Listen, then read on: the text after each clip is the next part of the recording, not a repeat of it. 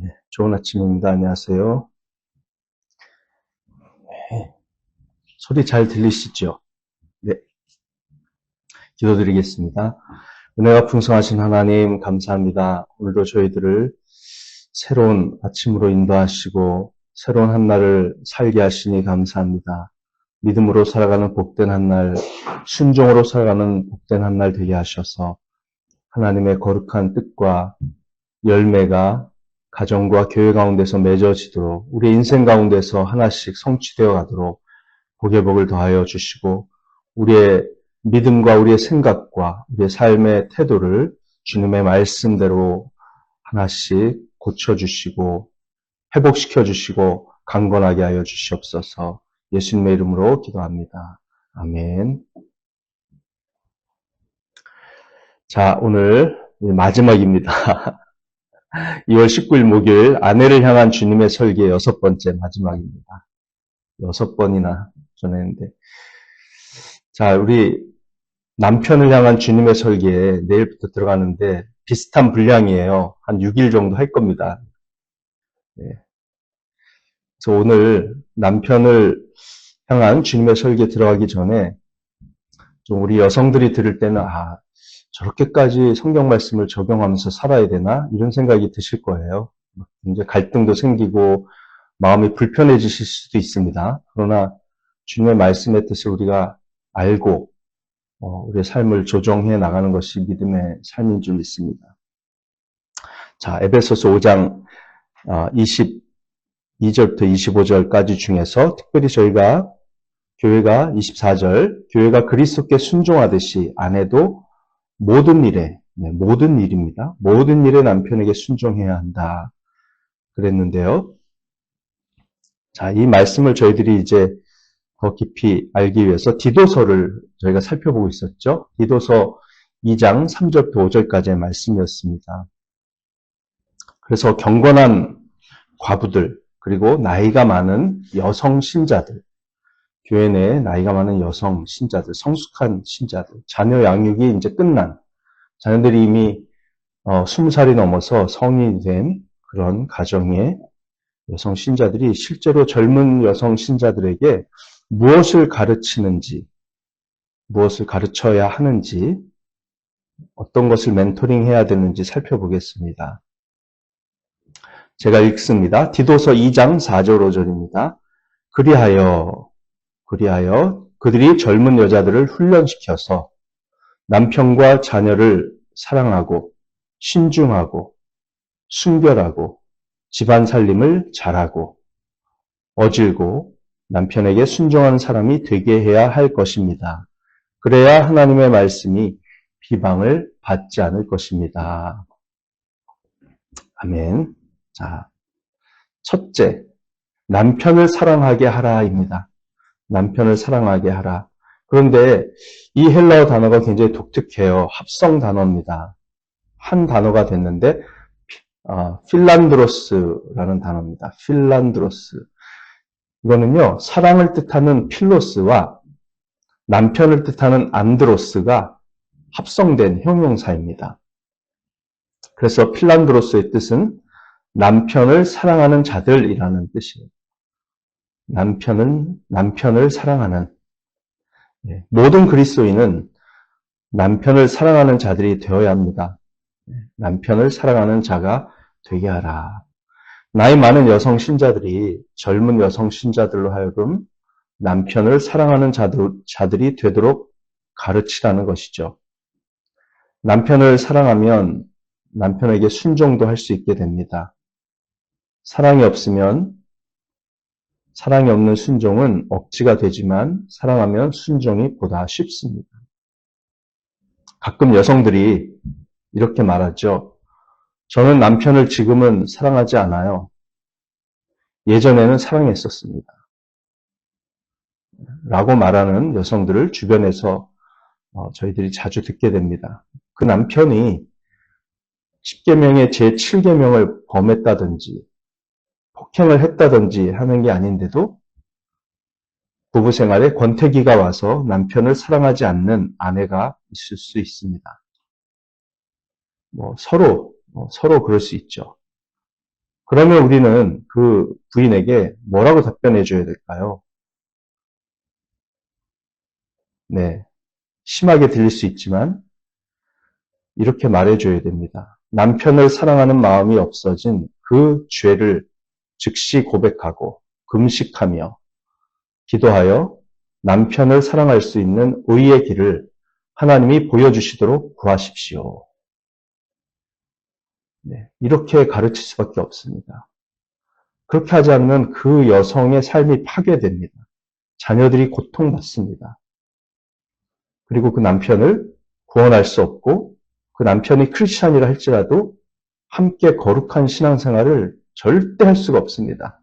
네, 부부는 한 몸이기 때문에 남편을 사랑하지 않으면 아내는 자기 자신도 사랑할 수 없습니다. 네, 그게 부메랑이 돼서 돌아오죠. 왜 이렇게 사랑할 수 없다고 말을 하냐면 로맨스의 감정이 사라져서 그렇다고 스스로 생각들을 합니다. 그런데 로맨스가 결혼의 전부는 아니지 않습니까? 결혼을 이루는 것은 사랑에 대한 헌신이며 사랑하지 않는 것은 죄입니다. 이 사랑은 성숙하고 희생적이며 더러움을 깨끗하게 정화하고 서로를 돌보는 사랑입니다. 뜨거운 감정의 사랑이 아닙니다. 결혼한 지 오래되면 연애 때나 신혼 초에 처음 사랑에 빠져 말도 못하고 생각도 못하고 통제할 수 없었던 그 시절처럼 감정이 미친 듯이 콩닥거리지 않는 것은 당연합니다. 그것은 하나님의 설계에 들어있다고 저는 믿습니다. 여러분, 그런 순박하고 젊은 시절의 사랑의 감정이 평생 계속된다면 어떨까요? 어떻게 될까요? 계속 콩닥거리고 미친 듯이 그런 감정이 막 그렇게 되면 애를 키울 수 있을까요? 아니, 애 키우다가 지금 남편에 대해서 그런 감정이 막 계속 생겨요. 그러면은 남편하고 둘이 있고 싶죠. 하루고 이틀이고. 그러면 애를 또 내팽개치고 얼른 달려가야 되잖아요. 네?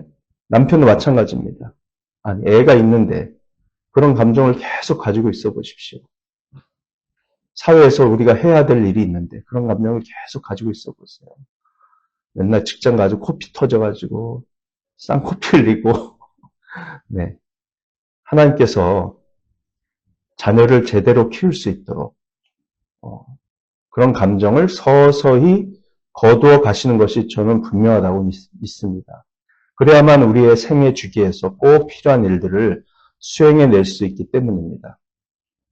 로맨스 감정이 사라졌다고 해서 사랑하지 않는 것도 아니고 사랑할 수 없는 것이 아닙니다. 성숙해져 가는 사랑은 상대방의 외모 너머에 있는 그 사람의 인격과 깊은 생각을 더 귀히 여기는 것이고 심지어 그의 아픔, 그의 상처까지 품는 헌신적인 사랑입니다. 우리 교회는 젊은 여성들에게 남편을 그렇게 사랑하도록 가르쳐야 합니다. 둘째, 제가 남편에 대한 주님의 설계에 6번 한다고 그랬잖아요. 이런 자세한 내용이 얼마나 많겠습니까? 또 남성들한테. 역전의 기회가 있으니까 조금 네. 마음에 이렇게 단마음으로 새기시면 통쾌한 시간도 옵니다.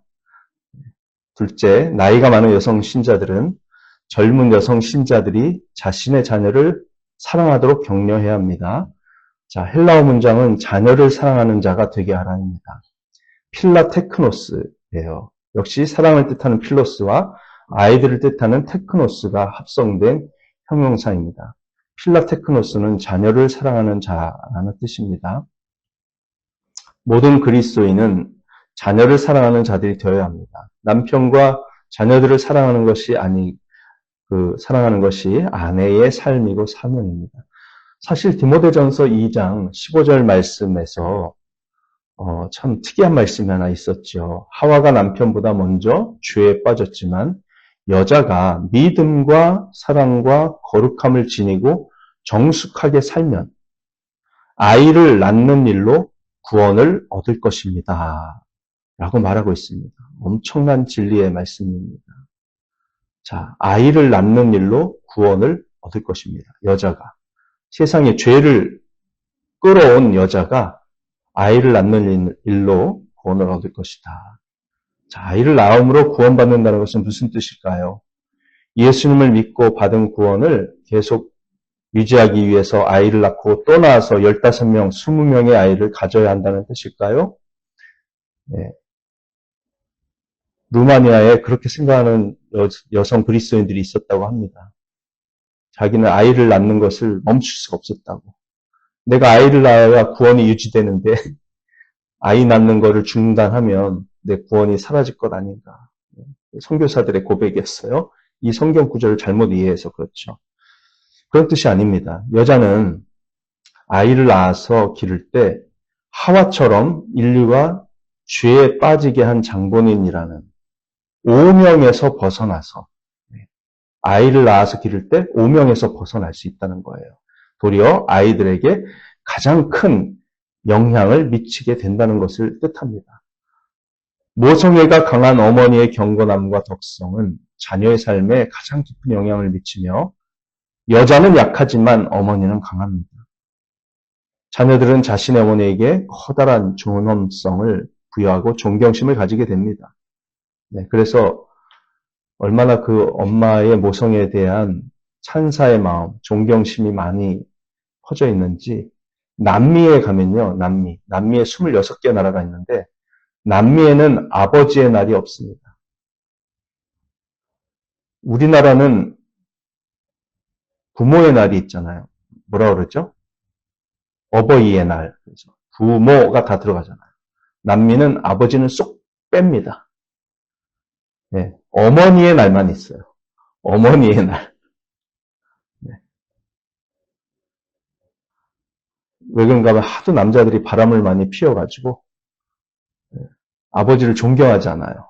어머니는 그런 가운데서도 묵묵히 가정을 지키고 자식들을 키워냈잖아요. 그러니까 어머니의 날만 있어요.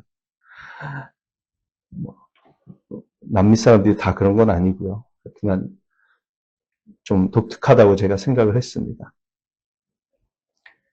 네, 이렇게 여자가 아이를 낳음으로써 자신을 구원한다는 것은 아이들과 다음 세대를 길러내는 일에 헌신함으로써, 그렇죠. 자녀가 없는 여성들도 교회 내에서 다음 세대, 어린이, 청소년, 청년들을 길러내는 일에 헌신함으로써 에덴 동산의 오명을 씻고 존경을 받게 된다는 것을 뜻합니다. 모든 어머니들은 아이들을 사랑해야 하고 아이가 없는 여성 신자들은 교회 안에서 아이들과 청년들을 신앙이 좋은 사람들로 길러내야 합니다. 네. 셋째, 나이가 많은 여성 신자들은 젊은 여성 신자들에게 신중하도록 가르쳐야 합니다. 신중하도록, 분별력 있게 올바르게 생각하도록 가르쳐야 합니다. 네, 5절에 디도서 2장 5절에 신중하고 신중한 사람이 되게 해야 할 것입니다. 이렇게 나오죠. 자, 오늘날 우리가 사는 세상을 생각할 때 여성들이 올바르게 생각하지 못하고 제대로 판단하지 못하며 우선순위가 완전히 뒤틀려 있다는 것은 슬픈 일입니다. 그들은 건전한 판단력을 잃었습니다. 상식을 잃었어요. 오늘날 어떤 여성들은 자신의 인생에서 가장 중요한 것이 바로 가족관계라는 것을 놓치고 있습니다. 가족을 희생시키며 자신의 직업, 커리어만 쌓는다든지 아이의 정서적 필요를 돈이나 선물로 대신해 줄 수 있다고 생각한다든지 하는 것은 완전히 상식과 판단력을 잃은 사람들의 모습입니다. 아주 기본적인 것, 그들에게 분별력을 가르쳐야 합니다. 상식을 가르쳐야 합니다. 실용적인 지혜와 건전한 판단력을 가르쳐야 합니다. 남편과 아이들이 정서적으로 불안정해지고 가족 서로 간에 관계가 벌어지기 시작하면 결국에는 자기 자신에게도 부메랑이 되어 해를 끼친다는 분별력을 갖도록, 그런 신중함을 갖도록 해줘야 합니다. 인생을 경험한 나이 많은 여성이 젊은 여성들에게 삶의 문제들을 헤쳐나갈 수 있도록 상식을, 지극히 상식적인 거죠. 그 인생을 오래 산 사람들은 다 주변에서 봐서 그런 삶의 결말을 다 알잖아요. 그러면 상식이 딱 생기는 거죠. 그런 상식을 가르쳐 준다면 젊은 여성들에게 오판하지 않도록 큰 도움이 되리라 믿습니다. 넷째, 순결함을 가르치라라고 되어 있습니다. 순결함. 하그노스라고 하는 단어인데요. 그리스도인 아내는 순결하고 덕이 있으며 모든 면에서 남편에게 성적인 신의를 지켜야만 한다는 뜻에서 순결은 매우 중요한 덕목입니다. 순결은 외모의 아름다움보다 마음의 아름다움을 더 소중히 하여 하나님 앞에서 자신의 마음의 깨끗함을 단장하는 것을 의미합니다. 순결은 디모데전서 2장 9절 10절에 의하면 자신의 외모와 옷의 화려함을 보이려고 하지 말고 하나님을 공경하는 여자에게 어울리게 착한 행실로 치장하는 것을 뜻합니다. 다섯 번째, 이제 더욱 중요한 핵심으로 들어갑니다. 집안 살림을 잘하는 자들이 되게 하라고 되어 있습니다. 집안 살림을 잘하는 자들. 이것도 한 단어입니다. 아내는 가정에서 일하는 자여야 합니다. 오이쿠르고스예요. 오이코스가 들어가면 다 집인데요. 성경 헬라어에서. 오이코스와 오르고스, 일이라고 하는 단어가 합성이 돼가지고 오이코오르고스가 됐습니다. 문자 그대로 집안일을 하는 자라는 뜻입니다. 즉 여성들은 가정에서의 일에 있어서 프로여야 한다는 겁니다. 집안 살림을 잘하는 것은 참 어렵다는 말을 많이 들어요. 사실입니다. 그도 그럴 것이 집안 살림을 잘하기 위해 늘 수고를 해도 별로 티가 나지 않지만 조금만 신경을 덜 쓰면 집안이 금세 헝클어지기 때문입니다. 애들 있는 집을 한번 생각해 보세요. 정리정돈에는 시간이 많이 걸리는데 뭐 애들이 그냥 어지럽히는 것은 순식간이죠. 하지만 아무리 이렇게 어렵다고 해도 집이 아내의 삶의 핵심 영역이라는 사실은 성경의 가르침입니다. 집은 아내의 왕국이고 아내의 손이 닿지 않는 곳이 없는 영역입니다. 그래서 남자들은 아내가 정리해 놓은 집안의 구석구석을 보면서 감탄을 합니다. 솔직히 어디에 뭐가 있는지 남자들은 잘 못 찾아요. 그래서 맨날 물어보죠. 맨날 누구한테 물어봐요? 아내한테 물어보죠. 그럼 집안의 주인은 누굽니까? 아내입니다. 아내의 도움과 허락과 가이드가 없으면 남자들은 맨날 헤매요. 왜? 집안은 아내의 왕국이니까 그래요. 여러분, 집안 살림을 잘한다는 것은 물론 여성이 항상 집에서 바쁘게 지내야 한다는 뜻은 아닙니다. 바쁘지 않게 지내도록 하기 위해서 세탁기도 사고, 냉장고도 사고, 할 수 있으면 건조기도 사주고, 뭐 그러면 좋죠. 식기세척기도 좋은 거, 돈 있으면 그런 것도 좀 사면 좋죠. 또 집안 살림을 잘 한다는 것은 그녀가 절대 집 밖으로 나갈 수 없다는 뜻도 아닙니다.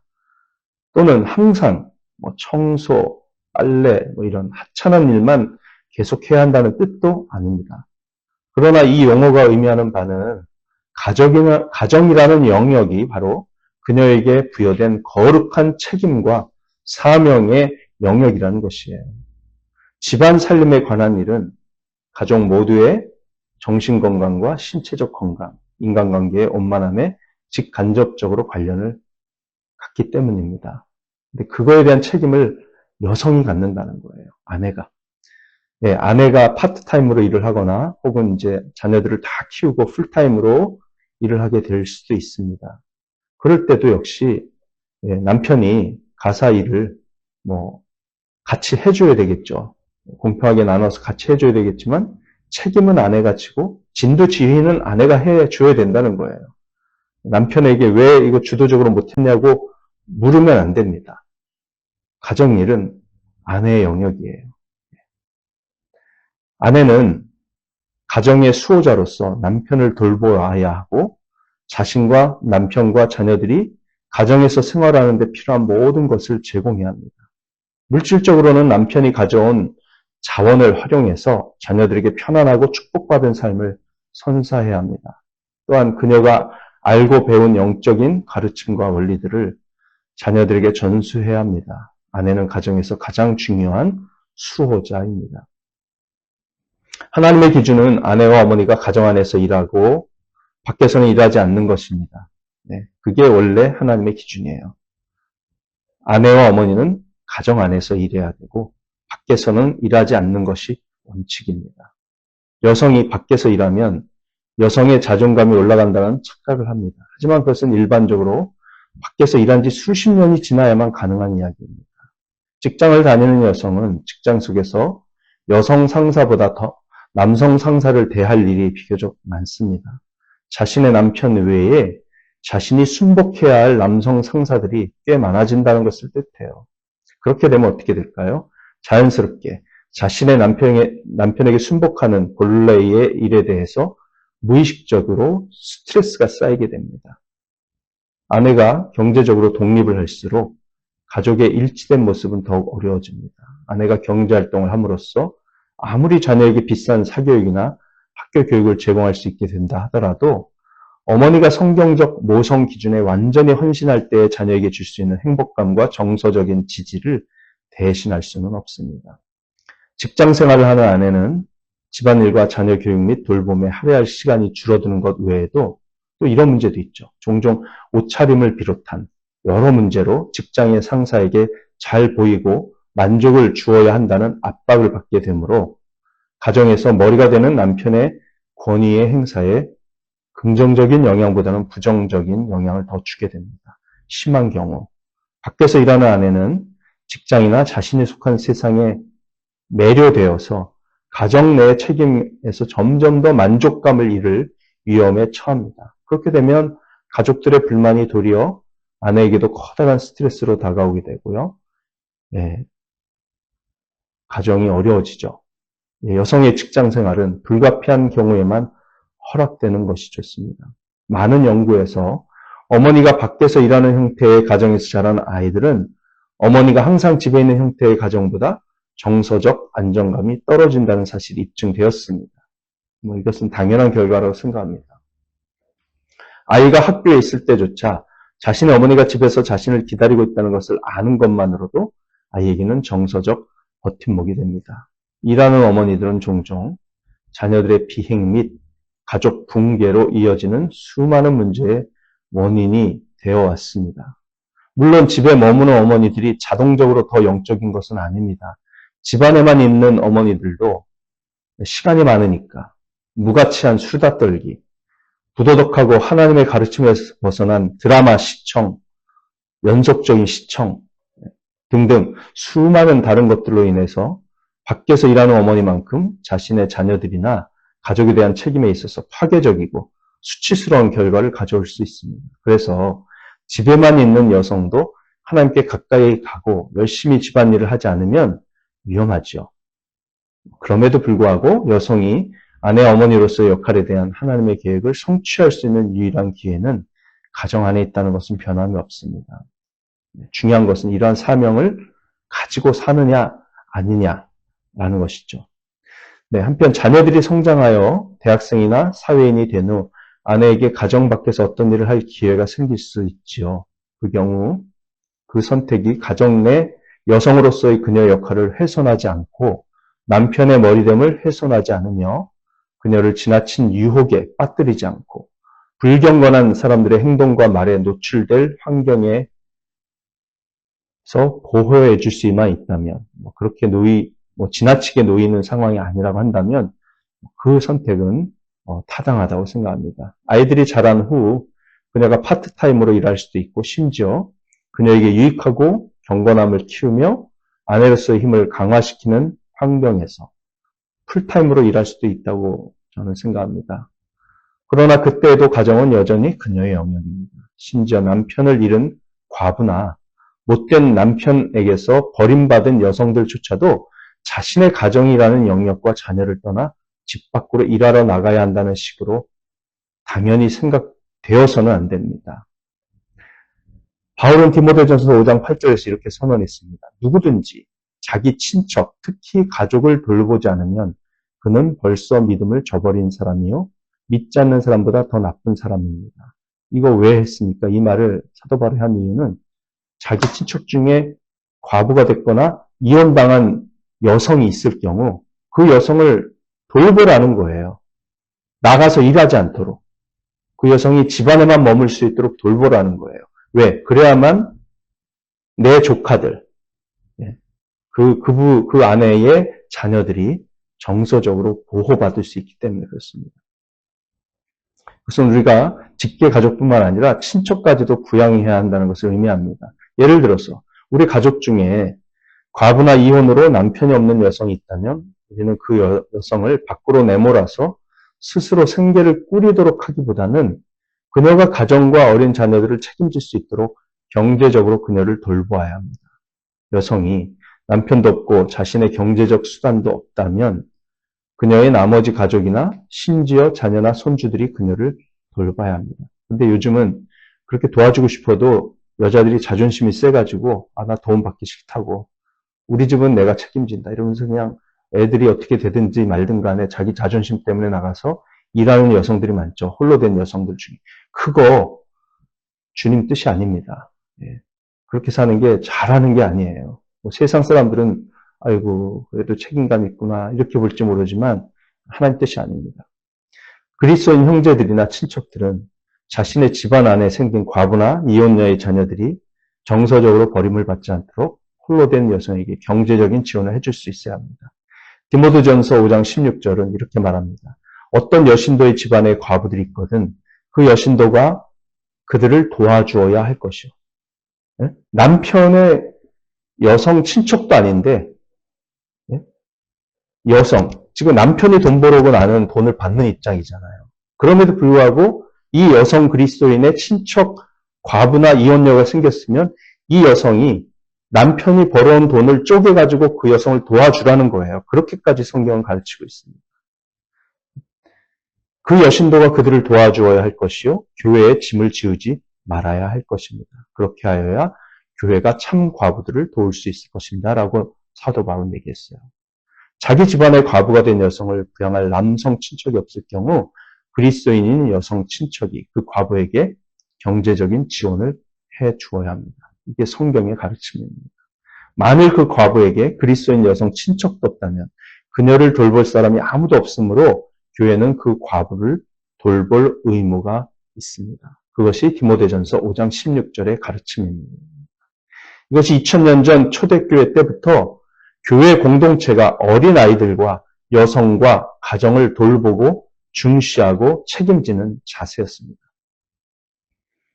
자녀들이 학교에 다니고 있고 자녀나 남편에게 해가 되지 않는다면 파트타임으로 일할 수 있는 상황도 있을 수 있습니다. 그러나 성경의 기준은 매우 분명합니다. 여성이 자신의 영향력을 가장 많이 발휘해야 할 영역은 바로 가정입니다. 네. 가장 좋지 않은 사례는 어머니가 아직 어린 자녀를 가지고 있고 심지어 유아나 갓난아기, 학교에 다니지도 않는 취약전 아이들이 집에 살고 있음에도 불구하고 직장에 일을 나가서 그들을 다른 사람의 돌봄에 맡기는 경우입니다. 심지어 교회조차도 취약전 아동을 위한 어린이집을 개설함으로써 성교원이라고 부르죠. 그런 현상을 조장하기까지 했습니다. 지금도 그렇게 하고 있는 교회들이 많습니다. 바람직하지 않습니다. 많은 경우 여성들은 생계 문제가 아닌 특정한 경제적 수준을 유지하기 위해 일합니다. 그 경제적 수준을 위해 자녀와 가정을 희생하는 것은 잘못된 결정이고요. 그걸 조장하는 선교원 등을 만드는 것은 선교 전략처럼 보이지만 장기적으로 보면 가정을 망가뜨리는 죄입니다. 하나님 앞에서 그런 결정을 한 여성들이나 교회 모두 후회하게 될 일이 있을 겁니다. 그런 교회는요, 맨날 문제 아들을 뒷짝거리 하느라고 정신없어요. 세탁기, 건조기, 청소기 등이 아내로 하여금 집안일을 훌륭하게 하게 만들면서도 시간을 많이 확보해 주죠. 그러니까 특정 분야에서 유능하고 활기 넘치고 근면한 태도를 가진 재능이 뛰어난 여성은 일을 해도 되지 않나요? 시간이 남아서 집안일을 더 할 것도 없는데 말이죠. 남는 시간에 사업을 해도 되지 않나요? 네, 맞습니다. 해도 됩니다. 하지만 핵심은 그녀가 남편에게 사랑과 돌봄을 표현하며 공급해야 한다는 점입니다. 자녀들에게도 똑같이 해야 되고요. 자녀들을 인도하고 지도하며 가르쳐 경건한 자녀로 자라게 해야 한다는 그런 본질적 사명을 충실히 할 수 있다고 한다면 가능한 일이죠. 아내는요, 바깥일이나 사업을 하더라도 반드시 집안에서 안전하게 보호받으며 악한 남자들의 영향이나 잠재적으로 위험한 관계로부터 지켜지고 보호를 받을 수 있는 환경을 유지해야 할 필요가 있습니다. 오늘날 불륜은 심각한 사회 문제입니다. 우리 교회는 아버지를 잃은 자녀들이 어머니마저 정서적으로 잃지 않도록 하기 위해 하나님께서 교회에 주신 재물을 우선순위에 따라 사용해야 합니다. 이것이 가정과 어린이들을 지켜내는 교회의 책임입니다. 교회가 경험한 가장 놀라운 일 중 하나는 여성들의 교회 사역입니다. 모든 조사와 연구에 따르면 교회 생활의 약 60%가 여성들에 의해 이루어지고 있습니다. 복음주의 교회는 여성들이 더 많습니다. 평균이 그래요. 복음주의 교회 신자의 약 37%만이 남성이고요. 63%가 여성입니다. 사실 교회는 항상 가정에서 일하며 시간이 날 때 교회를 위해 섬기는 경건한 여성들 덕분에 혜택을 받아왔고 전도가 이루어져 왔습니다. 근데 여성들이 가정을 버리고 세상으로 나가면 그들은 사실은 또한 교회를 버리게 되는 것이죠. 자, 여섯째, 어지러야 합니다. 디도서 2장 5절에 보면 어지러라 이렇게 되어 있습니다. 어질다는 것은 친절한 것을 의미합니다. 나이가 많은 여성 신자들은 젊은 여성 신자들이 그렇게 신중하고 순결하고 집안 살림을 잘하고 어진 사람들이 되도록 가르치고 멘토링을 해줘야 됩니다. 일곱째, 마지막입니다. 남편에게 순종하는 사람이 되게 해야 합니다. 이것은 에베소서 5장 22절, 24절 말씀과 동일한 표현이죠. 왜 이렇게 해야 합니까? 디도서 2장 5절의 마지막에 이렇게 되어 있습니다. 그래야 하나님의 말씀이 비방을 받지 않을 것이기 때문입니다. 네. 비방을 받다라는 것은 블라스페메오인데 영어에도 있잖아요. blasphemy 이게 이제 신성 모독이라는 영어 단어가 이 헬라어 단어에서 나왔습니다. 블라스페메오. 하나님이 모독되거나 비방받지 않게 하기 위해서 이러한 7가지 덕목을 젊은 여성 신자들이 가지고 살아갈 수 있도록 나이 많은 여성 신자들이 멘토링을 해 주어야 된다는 것이죠. 그리스도인 젊은 여성 신자들이 가정 안에서 하는 모든 일에는 무엇이 걸려 있습니까? 하나님의 말씀의 영광이 걸려 있습니다. 우리가 매일 살아가는 가정의 일상생활, 그 일상생활에서 하나님의 말씀에 불순종하면서 살면 우리가 성경을 믿는다고 말하는 것이 무력화됩니다. 우리가 복음을 전하고 싶고 성경에 인생의 답이 있다고 말하더라도 힘을 잃습니다. 사람들로 하여금 그리스도를 바라보도록 하는데 실패하고 말 것입니다. 우리가 성경의 가르침을 가정 안에서 무시하기 때문에 성경의 존귀한 가치와 절대 권위가 위태로워질 것입니다. 사실 믿지 않는 사람들조차도 이 에베소서 5장 24절과 디도서 2장 5절 자기 남편을 사랑하고 남편에게 순종하라라는 말씀을 읽으면 동의할 것입니다. 그리고 불신자는 오히려 그 말씀을 그대로 받아들이기 쉽습니다. 그런데 그리스도인들이 세상의 사회 속에서 그 페미니즘의 영향을 받아가지고 그렇게 남편에게 순종하는 삶을 실패한다면 그 말씀에 불순종한다면 매우 심각합니다. 하나님의 말씀은 그 불순종하는 여성들 앞에서 권위가 땅에 떨어질 것입니다. 그렇습니다. 하나님의 말씀이 칭찬과 높임을 받도록 하는 것, 그것이 바로 전도의 지름길입니다. 여기 디도서 2장의 이 말씀을 둘러싸고 있는 1장, 3장 그 모든 말씀을 계속 보면요. 헬라어로 소테르라는 단어가 계속 반복되고 있습니다. 소테르는 구원자입니다. 구원자. 디도서는 교회가 잃어버린 영혼을 어떻게 전도할지 가르치기 위해 쓰여진 서신입니다. 그래서 우리의 구주이신 하나님, 우리 구주 예수 그리스도 이런 표현이 계속 반복되어 나오고 있어요.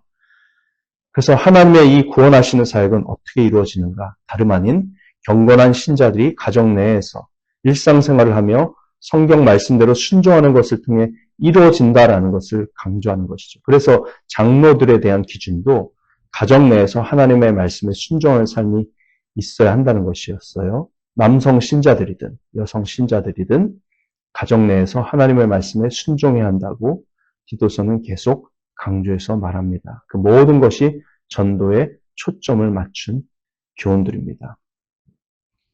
네, 가정 내에서 아내와 어머니로서 하나님의 말씀에 순종하는 삶이 가족들을 구원하고 그들을 경건하고 행복한 가정 생활로 이끄는 복음의 실천이 된다는 점을 우리 기억하고 어렵지만 우리가 성령 충만함을 받아서 가장 많이 그 성령의 능력과 지혜와 다스리심을 풀어내도록 우리가 순종해야 될 영역이 바로 가정이다 라고 하는 이 사실을 기억하고 오늘도 기도하면서 모든 어려움, 사탄의 유혹, 세상의 교묘하고 악한 그 목소리에 대적하고 노라고 단호하게 말하면서 믿음으로 살아가는 저와 여러분 되시기를 원합니다. 그래야지만 주님께서 축복하십니다. 그렇지 않으면 교회도 축복을 잃고요. 가정도 축복을 잃습니다. 기도하시겠습니다. 하나님, 참으로 이 시대에 지키고 순종하기 어려운 말씀들을 저희들이 다루었습니다.